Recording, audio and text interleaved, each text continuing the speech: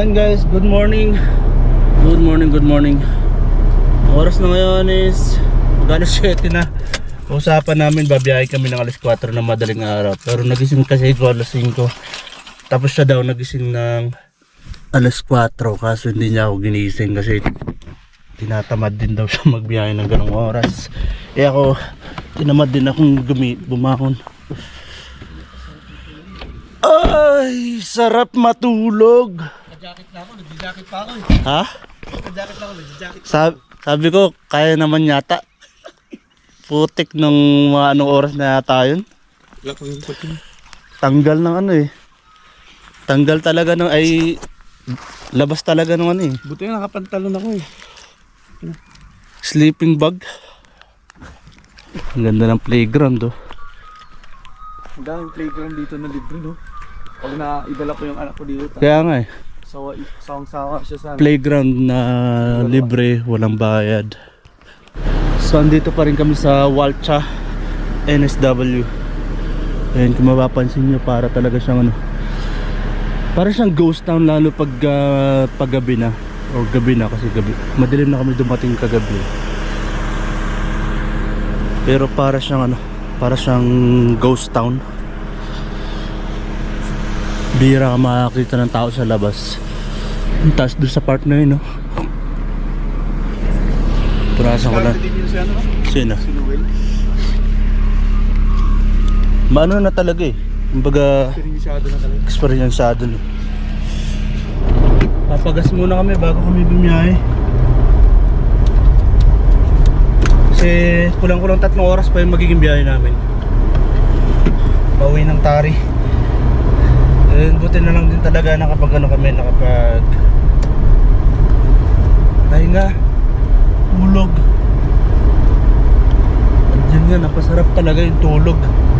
Kasi siguro nakatulog namin 10 o'clock. Tapos hindi ako nakatulog kaagad. I mean mababaw yung tulog. Tapos nanunuyo kagabi yung dila ako. Sabi ko baka suffocation kasi diba sa sasakyan.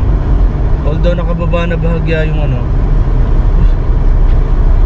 yung bintana, pero hindi ganun kalaki yung awang. Kaya sabi ko baka hindi nakakapasok yung hangin.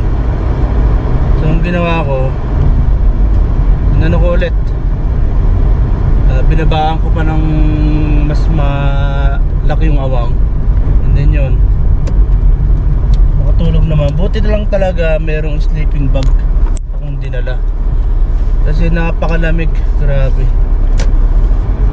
So yan, magpapagas muna kami. So ayan, pabiyahe na kami ng Tari. Lahat ng oras na is 7:14 ng umaga. Wala nang almusal, wala nang kape-kape.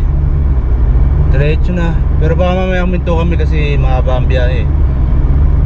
Baka makaramdam ng gutom. Pero kape talaga ang dapat pala. Bumili na kami dun sa gasolinahan. May mga dadaanan pa naman siguro kami yan, malamang.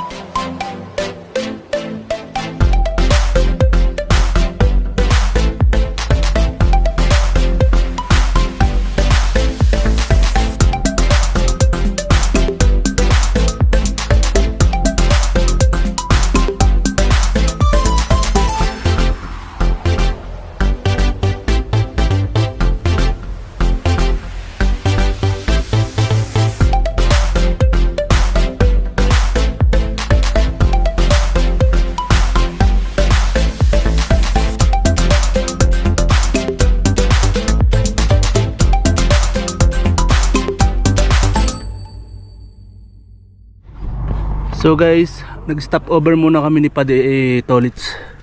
Ito pala yung ginamit kong sleeping bag kagabi, hindi ko na nilipit. And nandito kami sa Baguio.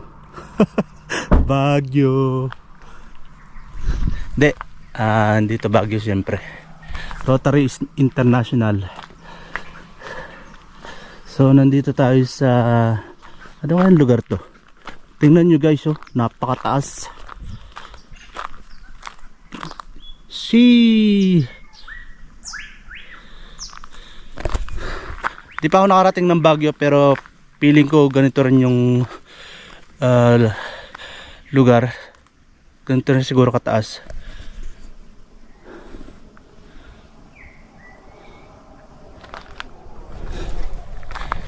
So ayan. Ayan si Padi Tolits, oh. Kukuhanan lang natin ng 360 degree camera. Hinahanap ko yung tripod.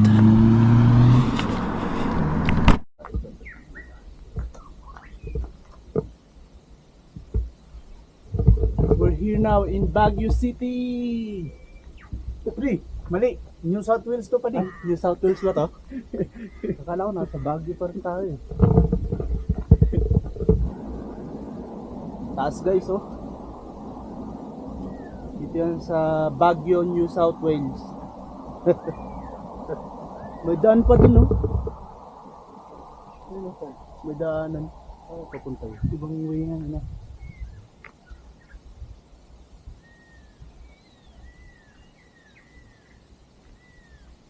Napakasarap sa pakiramdam. Good driving eh, no? Masarap to kung may kape. Oo. Dito ka kaya magtinda ng kape, no? Akit ka araw-araw dito, magtitinda ka lang ng kape. Tayo ng gasolina. Bay, kung makasento ka naman dito, no? Patayo ka ng, pula ng kape. Isang tasang kape, $100. Wala sigurong bibili ng kape.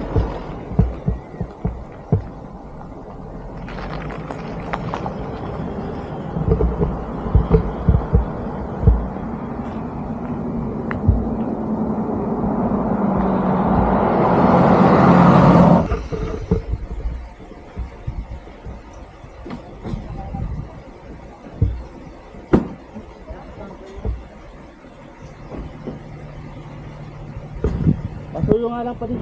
Paangat lang ng video sa akin.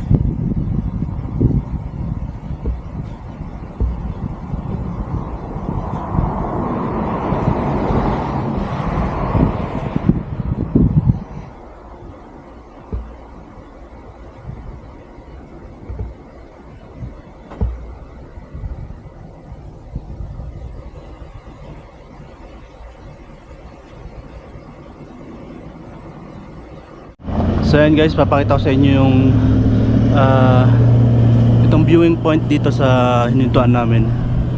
Hindi ko sigurado kung ano yung pangalan ng lugar na to, pero ayan siya guys. Tingnan nyo naman, napakaganda.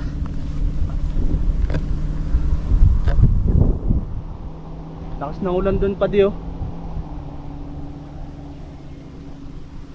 Napakaganda guys.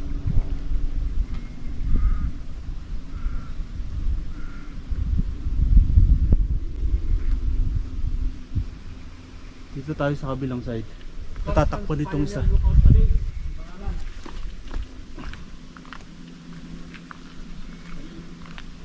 Ito yung pangalan, no?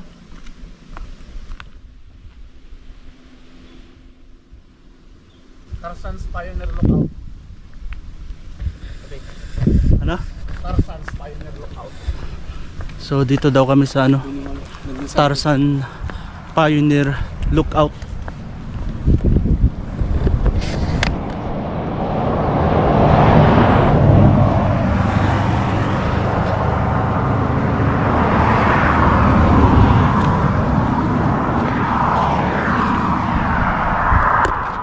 So ito pala yung pangalan ng lugar, Tarzan's Pioneer Lookout,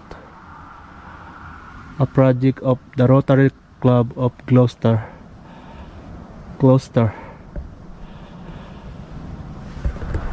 So ang ganda dito guys, parang hindi pa ako nakarating ng Baguio pero siguro ganito doon kataas yung Baguio. So yan, pakita ko sa inyo.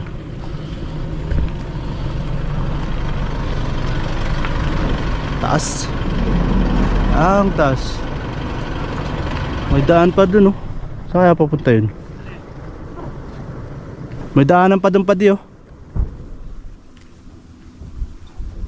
Saan? Ayun oh. Ayun, ano?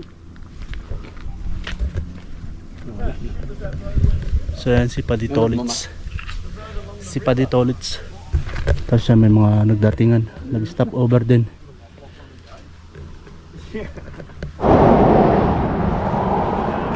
Napakataas na lugar guys. Sulit na sulit yung naging biyahe namin ni Paditolits. Kung ganyan naman yung makikita mo. Napakalakas na ng ulan dun oh. Tapos yun guys, may river. Tapos parang may ano dun oh. Hindi ko alam kung bahay ba yun or pahingaan siguro. Kasi may nakita kaming kalsada dyan sa bandar yan. So possible na doon ang punta niyan. So ayan guys, mag-almusal muna siguro kami. Tinapay. Ganyan ba yan no? Napakataas. And first time ko lang mag-drive ng ganito. First time. Paakyat. First time in our life. So ganito rin pala mararanasan mo pag nagbagyo ka. Nakapag-drive ka na ba? Bagyo? Hindi ko nakapag-drive ng Baguio. Pero ang taas na rin nito no? Taas na to. Gagi. Puro pataas pa yan. Kaya nga eh. O baka ito na yung pinalo kasi dito ng lookout eh. Siguro. Lumakas yung ulan guys doon oh. Hindi na makita yung kabilang bundok. And then nagpapapak lang kami ng mga chicharia biscuit. Tapos maya biyahe na rin. So yun guys, mag-iwan tayo ng alaala dito. Tangay na alala. Mag-iwan tayo ng ano, ng palatandaan na nakapunta tayo.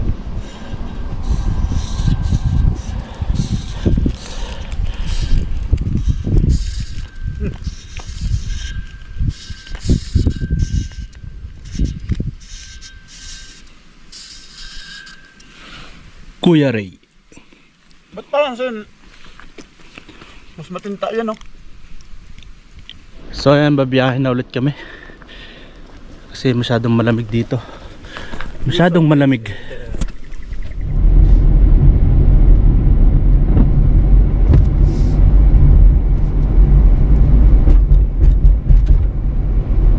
Grabe ang tarik parang daan dito. First time ko dito at first time ko rin mag-drive ng ganito. So mas mahirap malamang to kapag pabalik. Tapos ngayon umuulan pa. Basa yung kalsada.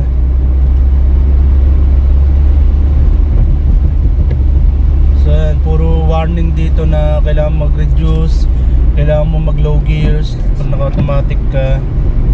Kasi mag-fail, possible na mag-fail ang brakes mo kapag nag-overheat. Grabe na rin pala ang taas talaga.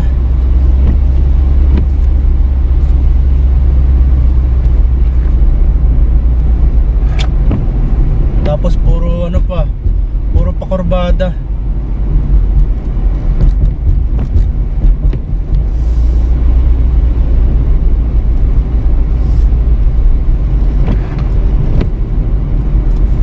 Grabe, dami basura. Ay hindi, parang ano, tumapon.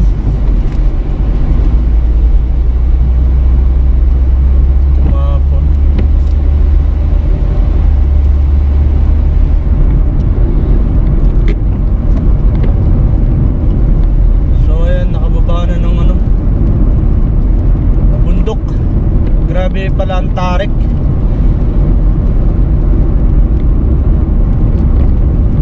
And thank you Lord, safe na nakababa.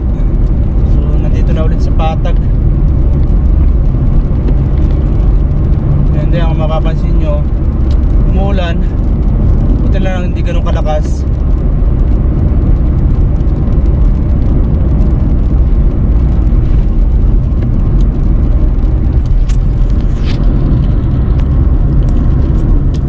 Di pa ako nakarating ng Baguio, pero feeling ko ganun din yung mga daan papunta ng Baguio, ganun kataas.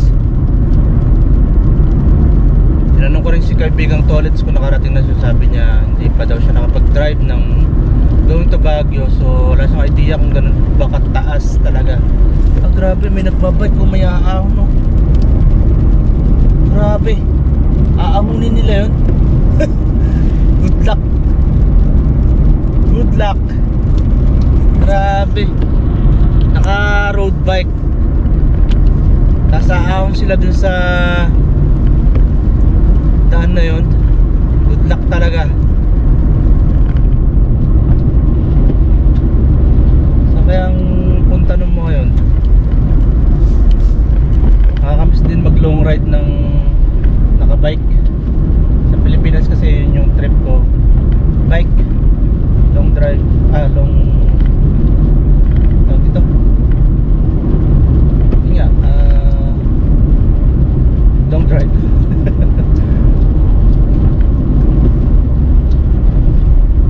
Grabe, kakaiba rin yung naging experience namin ni kaibigan Tolits. Grabe yung labak na yun, labak. Daming first time na nangyari, daming first time na na-experience sa pagpunta ko ng Brisbane. So yan, palakas ng ulan. Kaya kailangan talagang mag-ingat sa daan kasi basa. Tapos siya, may problema pa ako sa wiper ko. Hindi niya nasasakop yung buong part na dapat nalilinis niya o nahagip ng wiper blade. Hirap kasing hanapan ng bushing. Ganda na, no? Cloud9. At ayun na nga, Cloud9 ang walang yan. Sarap landaan dito.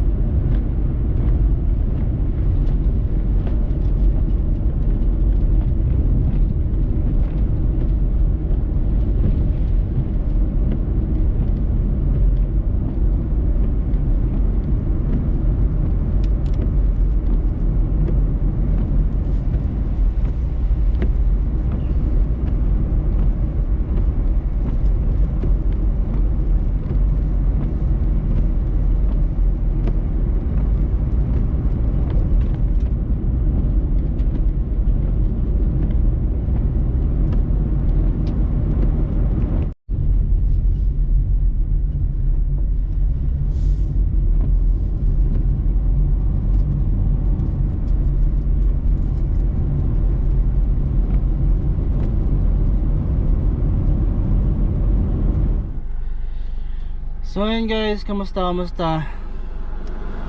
Nandito pa rin kami sa daan at hindi kami nakarating ng Tari ng maaga kasi something happened unexpectedly. Yun, hindi kami nakarating na maaga at ngayon pa lang din kami babiyahe ulit pa uwi ng Tari. So mga 1 hour and 20 minutes pa yata yung biyahe namin. So malapit na. And hopefully makarating na ng matiwasay. So hanggang dito ko na lamang tatapusin tong video na to guys. Maraming salamat sa inyong panonood. And see you on the next one. Bye!